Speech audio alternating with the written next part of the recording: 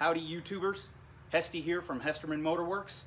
Today we're actually going to start on this next project that I'm very excited about. 2004 Jeep Grand Cherokee.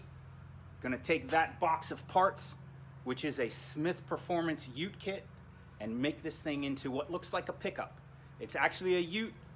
We won't get tied up in semantics here, but it'll look like a pickup. It'll have a bed on the back. It'll be kind of fun.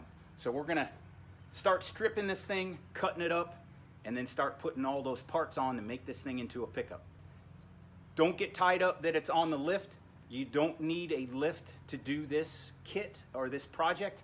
I'm also in the process of putting lockers in the differentials, but I need some new spacers, so they're on order, and it's going to be a few days before they get here. So the car is actually, or the vehicle is actually on the lift.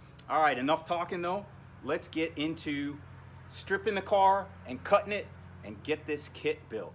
So hang on, we're going to go into fast forward mode here and have some fun building this kit.